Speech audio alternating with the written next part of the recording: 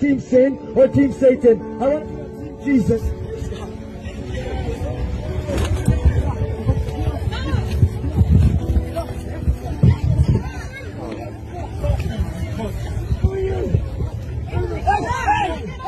Hallelujah. Praise the Lord. Thank you, Jesus. God is good. I'm going to keep going. Praise God. Because He's good. If God is for me, who could be against me? Hallelujah. If God is for me, who could be against me? Thank you, Jesus. Hallelujah. The Lord is holy and the Lord is good and Jesus wins. Jesus won. Jesus won the battle. He won the battle for sin. Jesus won the battle against Satan. He won the battle against every devil and demon. Hallelujah. Whoever calls upon His name can be saved. Jesus, I call upon your name. ସମସ୍ତଙ୍କୁ ପ୍ରଭୁ ଯୀଶୁ ଖ୍ରୀଷ୍ଟଙ୍କ ନାମରେ ମୋର ଆନ୍ତରିକ ନମସ୍କାର। ଖ୍ରୀଷ୍ଟରେ ପ୍ରିୟ ଭାଇ ଏବଂ ଭଉଣୀମାନେ, ତାରନା, ଖ୍ରୀଷ୍ଟିଆନ ତାରନା, ଖ୍ରୀଷ୍ଟମାନଙ୍କୁ ହେଉଥିବା ତାରନା। ଆଉ ଏଠି ଗୋଟିଏ ବିଷୟ ମୁଁ ଆପଣମାନଙ୍କୁ ଦେଖିବା ପାଇଁ ଚାହେଁ କି ଏଠାରେ ଜଣେ ଭାଇ ଜଣକ ସଡ଼କ ଉପରେ ସୁସମାଚାର ପ୍ରଚାର କରୁଥିଲେ। এই ঘটনাটা ଆମ ଦେଶର ନୁହେଁ, ଏ ଘଟଣାଟା ହେଉଛି ଆମ ଭାରତ ବାହାରେ ଆମେରିକାରେ এই ଘଟଣାଟା ଘଟିଅଛି। ତେବେ ଏଠି ଜଣେ ବ୍ୟକ୍ତି, ଜଣେ ପ୍ରଭୁଙ୍କର ଦାସ, ସେ ପ୍ରଭୁ ଯୀଶୁଙ୍କର ବିଷୟ ପ୍ରଚାର କରୁଛନ୍ତି। ଆଉ ଜଣେ ବ୍ୟକ୍ତି ଆସିକି ଅଟକାଉଛନ୍ତି ଆଉ ତାଙ୍କ ସହିତ ଝଗଡ଼ା କରୁଛନ୍ତି। କଲର ଧରିକି କ'ଣ କରୁଛନ୍ତି, ତାକୁ ପିଟିବା ଉପରେ ଉଦ୍ୟତ। ସେହି ସମୟରେ ପୁଲିସମାନେ ଆସିକି ଯିଏ ପିଟୁଥିଲା ସେ ବିରୋଧୀକୁ ଆରେଷ୍ଟ କରିକି ତାକୁ ଥାନାକୁ ନେଇଗଲେ। ତେବେ ମୁଁ କାହିଁ କହୁଛି ପ୍ରିୟ ବନ୍ଧୁଗଣ, ଖ୍ରୀଷ୍ଟିଆନ ତାଡ଼ନା ଆମ ପାଇଁ ତ ନିହାତି ଅଛି। ମାନେ ଯେଉଁମାନେ ପ୍ରଭୁ ଯୀଶୁଖ୍ରୀଷ୍ଟଙ୍କୁ ବିଶ୍ୱାସ କରନ୍ତି, ତାଙ୍କର ଆଜ୍ଞା ଅନୁସାରେ ଯେଉଁମାନେ ଚାଲନ୍ତି, ତାଙ୍କ ନିମନ୍ତେ ତାଡ଼ନା ତ ଅଛି।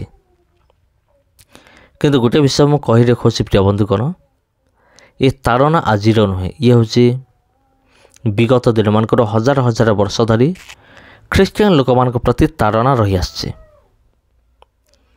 ତେବେ ପ୍ରିୟ ବନ୍ଧୁଗଣ, ତାରନା ଖ୍ରୀଷ୍ଟିଆନିଜମରେ ରହିଛି। ଆଉ ତାରନା ଭିତରେ ବହୁତ ଭୟାନକ ତାରନା ବି ରହିଅଛି। ଆପଣ ଜାଣିଥିବେ ସବୁଠାରୁ ବଡ଼ ତାରନା ହେଇଥିଲା ଆମର କନ୍ଧମାଳରେ ଯେଉଁ ଦଙ୍ଗା ହେଇଥିଲା, ତାପରେ ମଣିପୁରରେ ଯେଉଁ ଦଙ୍ଗା ହେଇଥିଲା। ଆଉ ଏଇ ଅଞ୍ଚଳରେ କ'ଣ ହେଇଥିଲା, ଭୟଙ୍କର ଭାବରେ ତାଡ଼ନା ହେଇଥିଲା, ମାନେ ଖ୍ରୀଷ୍ଟିଆନ ଲୋକମାନଙ୍କୁ। କିନ୍ତୁ ମୁଁ ସେଇ ଭାଇ ଭଉଣୀକୁ ମୁଁ ଜଣାଇବା ପାଇଁ ଚାହେଁ ଯେ ତାଡ଼ନାଟା ହେଲା, ତାଡ଼ନାକୁ ଭୟ କରିକି ଖ୍ରୀଷ୍ଟିଆନ ଲୋକମାନେ ପଛଘୁଞ୍ଚା ହେଇନଥିଲେ। ଏବେ ସୁଦ୍ଧା ବି ପ୍ରଭୁ ଯୀଶୁଙ୍କର ଲୋକମାନେ ସେଠି ଅଛନ୍ତି। ଆଉ ପରମେଶ୍ୱର ସେମାନଙ୍କ ଜୀବନରେ ଅଦ୍ଭୁତ କାର୍ଯ୍ୟ କରିଛନ୍ତି। ଯେତେବେଳେ ତାଡ଼ନା ହେଲା ସେତେବେଳେ ପ୍ରିୟ ବନ୍ଧୁଗଣ, ଆପଣ ବିଶ୍ୱାସ କରିବେ କି ନାହିଁ ମୁଁ ଜାଣେ ନାହିଁ, କିନ୍ତୁ ଲୋକମାନେ ସବୁ ନିଜ ଘର ଦ୍ୱାର ଛାଡ଼ିକି ସବୁ କାକରରେ ସବୁ ରହିଲେ, ଥଣ୍ଡାରେ ରହିଲେ। ଟିକେ ଚିନ୍ତା କରନ୍ତୁ ଯେ ସେଇ ଲୋକମାନେ ଯେଉଁମାନେ ବାହାରେ ରହିଲେ, ନିଜର ଛୁଆ ପିଲାକୁ ଧରିକି, ଛୋଟ ଛୋଟ ପିଲାଙ୍କୁ ଧରିକି ବାହାରେ କିଭଳି ଭାବରେ ଥିବେ, ଟିକେ ଚିନ୍ତା କରନ୍ତୁ।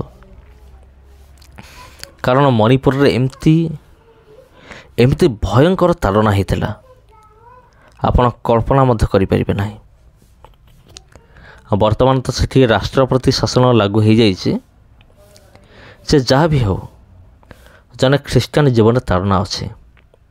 କିନ୍ତୁ ମୁଁ ସେଇମାନଙ୍କୁ ମୁଁ ଧନ୍ୟବାଦ ଦିଏ ଆଉ ସେମାନଙ୍କୁ ମୁଁ ଉତ୍ସାହ ମଧ୍ୟ ଦେବା ପାଇଁ ଚାହେଁ, ଯେଉଁମାନେ କି ସଡ଼କ ଉପରେ ବା ରାସ୍ତା ଉପରେ ଥାଇକି ଚିଲେଇ ଚିଲେଇ ସୁସମାଚାର ପ୍ରଚାର କରନ୍ତି। ତାଙ୍କୁ କୌଣସି ବିଷୟରେ ଭୟ ନଥାଏ, ନା ତାଙ୍କୁ ତାଙ୍କ ନିଜ ଜୀବନ ବିଷୟରେ ଭୟ ଥାଏ, ନା ତାଙ୍କୁ ତାଙ୍କ ନିଜର ଧନ ସମ୍ପତ୍ତି ବିଷୟରେ ଭୟ ଥାଏ, କି ପରିବାର ବିଷୟରେ ଭୟ ଥାଏ। ତାଙ୍କ ଜୀବନରେ କୌଣସି ଭୟ ନଥାଏ। କିନ୍ତୁ ତଥାପି ସେମାନେ କ'ଣ କରନ୍ତି, ଭୟ ନଥାଏ ଆଉ ସେମାନେ ରାସ୍ତା ଉପରେ ଠିଆ ହେଇକି ସେମାନେ ଖୋଲାଖୋଲି ସୁସମାଚାର ପ୍ରଚାର କରନ୍ତି। ଏ ଭାଇ ମଧ୍ୟ ସେଇଭଳି ସେ ରାସ୍ତା ଉପରେ ଠିଆ ହେଇକି ଖୋଲାଖୋଲି ସୁସମାଚାର ପ୍ରଚାର କରୁଥିଲେ। ଆପଣ ଭାବୁଥିବେ ଭାଇଙ୍କର କ'ଣ ଭୁଲ ହେଇଗଲା। ଏ ଭାଇଙ୍କର କୌଣସି ଭୁଲ ନାହିଁ, କେବଳ ଏତିକି ବିଶ୍ୱାସ ଯୀଶୁଙ୍କର ବିଷୟ ପ୍ରଚାର କରୁଥିଲେ। ଏଠାରେ ଆଉ ଗୋଟେ ବିଷୟ ମୁଁ ରଖିବା ପାଇଁ ଚାହୁଁଅଛି, ଆଉ ଗୋଟେ ପଏଣ୍ଟ ମୁଁ ରଖିବା ପାଇଁ ଚାହୁଁଅଛି ଯେ ଅନେକ ଲୋକମାନେ ଅଛନ୍ତି ଯେଉଁମାନଙ୍କ ମନରେ ଭ୍ରାନ୍ତ ଧାରଣା ରହିଅଛି। କ'ଣ ଭ୍ରାନ୍ତ ଧାରଣା? ସେମାନଙ୍କ ମନରେ ଏଇ ଭ୍ରାନ୍ତ ଧାରଣା ରହିଅଛି ଯେ ସେମାନେ ଏମିତି ଭାବନ୍ତି ଯେ କେବଳ ଭାରତ ଭିତରେ ହିଁ ଧର୍ମ ପରିବର୍ତ୍ତନ ହେଉଛି। ଧର୍ମ ପରିବର୍ତ୍ତନ ହେଉନାହିଁ, କେବଳ ଖ୍ରୀଷ୍ଟିଆନ ଲୋକମାନଙ୍କୁ ମରାଯାଉଛି, କିନ୍ତୁ ଭାରତ ବାହାରେ ତ ସବୁ ଖ୍ରୀଷ୍ଟିଆନ। ଆଉ ସେଇ ଦେଶମାନଙ୍କରେ କୌଣସି ବି ଅସୁବିଧା ନାହିଁ, କୌଣସି ବି ସମସ୍ୟା ନାହିଁ। ଆଉ ଏମିତି ସେମାନେ ଭାବନ୍ତି। ତେବେ ପ୍ରିୟ ବନ୍ଧୁଗଣ, ଖ୍ରୀଷ୍ଟରେ ପ୍ରିୟ ଭାଇ ଓ ଭଉଣୀମାନେ, ମୁଁ କହୁଅଛି ତାଡ଼ନା ସବୁ ଦେଶରେ ଅଛି। ଅବଶ୍ୟ ଆମ ଭାରତରେ ହିନ୍ଦୁମାନଙ୍କ ସଂଖ୍ୟା ଅଧିକ, ଖ୍ରୀଷ୍ଟିଆନମାନଙ୍କ ସଂଖ୍ୟା ହେଉଛି କମ୍। କିନ୍ତୁ ଯଦି ଆମେ ଅନ୍ୟାନ୍ୟ ଦେଶକୁ ଦେଖିବା, ଯେପରିକି ଆମେରିକା ହେଉ, ଅଷ୍ଟ୍ରେଲିଆ, ଇଂଲଣ୍ଡ, ନ୍ୟୁଜିଲାଣ୍ଡ, ଏଭଳି କି ଯେଉଁ ଦେଶମାନେ ଅଛନ୍ତି ବାହାର କଣ୍ଟ୍ରି ଗୁଡ଼ିକ, ସେ ଦେଶମାନଙ୍କରେ ଖ୍ରୀଷ୍ଟିଆନମାନଙ୍କ ହାର ଅଧିକ, କିନ୍ତୁ ଅନ୍ୟାନ୍ୟ ଲୋକମାନଙ୍କର ହାର ହେଉଛି ବହୁତ କମ୍। ଆଉ ଆପଣ ହୁଏତ ଭାବୁଥିବେ ସେଠି କାହିଁକି ତାଡ଼ନା ହେବ? ସେ ତ ଗୋଟେ ହେଉଛି ଖ୍ରୀଷ୍ଟିଆନ ଦେଶ। ଖ୍ରୀଷ୍ଟିଆନ ଦେଶ ହେଲେ ମଧ୍ୟ ବିଶ୍ୱାସ ଗୋଟେ ଏମିତି ଜିନିଷ, କାହାର ବିଶ୍ୱାସ କେମିତି, କିଏ କେଉଁ ବିଶ୍ୱାସକୁ ଆପଣେଇବ, ନିଜର କରିବ, ତା ଉପରେ ନିର୍ଭର କରେ।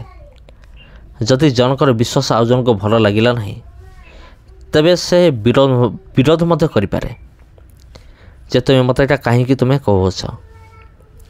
କିନ୍ତୁ ଯାହା କିଛି ହେବା ଦରକାର ଆଇନ ଭିତରେ ହେବା ଦରକାର। ଯଦି ଆମେ ଜାଗତିକ ଦୃଷ୍ଟିରୁ ଦେଖିବା, ଏଠି ଆମେ ଦେଖୁଛୁ ସେ ଭାଇ ଜଣକ ଯେତେବେଳେ ଝଗଡ଼ା କରୁଛନ୍ତି, ପୁଲିସ ଆସିକି ଆରେଷ୍ଟ କରି ନେଉଛି। କିନ୍ତୁ ଆମେମାନେ ହେଉଛୁ ଭାଗ୍ୟବାନ। କାହିଁକି ମୁଁ କହୁଛି ଆମେମାନେ ଭାଗ୍ୟବାନ? କାରଣ ଆମେମାନେ ପ୍ରଭୁ ଯୀଶୁଙ୍କୁ ଆମେ ବିଶ୍ୱାସ କରୁଛୁ।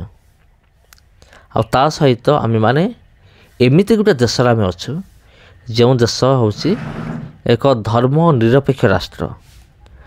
ଏଇ ଭାରତ ଦେଶରେ ସବୁ ଧର୍ମକୁ ସମାନ ରୂପେ ଦେଖାଯାଇଛି।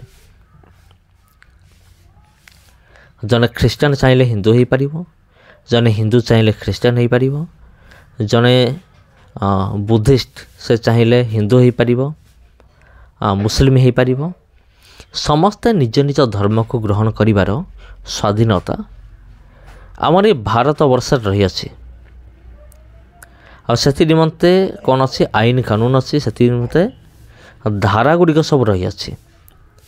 ଏ ସମସ୍ତ ବିଷୟ କେଉଁ ଧାରାରେ ଲେଖା ଅଛି? ତେବେ ପ୍ରିୟ ବନ୍ଧୁଗଣ, ସମସ୍ତଙ୍କୁ ପ୍ରଭୁ ଯୀଶୁଖ୍ରୀଷ୍ଟଙ୍କ ନାମରେ ମୋର ଆନ୍ତରିକ ନମସ୍କାର। ତେବେ ଗୋଟେ ବିଷୟ କହିକି ମୁଁ ଶେଷ କରିବି। ଆପଣମାନେ ଏଇଭଳି ବିରୋଧୀମାନଙ୍କ ନିମନ୍ତେ ଦୟାକରି ପ୍ରାର୍ଥନା କରନ୍ତୁ, ପ୍ରଭୁ ଏମାନଙ୍କୁ ପରିବର୍ତ୍ତନ କରନ୍ତୁ। ଆଉ ଯଦି ପରମେଶ୍ୱର ସାଉଲଙ୍କ ଜୀବନକୁ ବଦଳାଇ ଦେଲେ, ପାଉଲ କରିଦେଲେ, ତେବେ ପରମେଶ୍ୱର କ'ଣ ଏଇ ବିରୋଧୀମାନଙ୍କର ଜୀବନକୁ ବଦଳାଇବେ ନାହିଁ? ପରମେଶ୍ୱର ନିହାତି ଏଇ ବିରୋଧୀମାନଙ୍କର ଜୀବନକୁ ବଦଳାଇବେ। ତେବେ ପ୍ରିୟ ବନ୍ଧୁଗଣ, ଆଜି ପାଇଁ ଏତିକି। ପ୍ରାର୍ଥନା କରନ୍ତୁ। ଆଉ ଯଦି ଭିଡ଼ିଓ ଭଲ ଲାଗିଲା ତେବେ ସେୟାର କରନ୍ତୁ। ଧନ୍ୟବାଦ।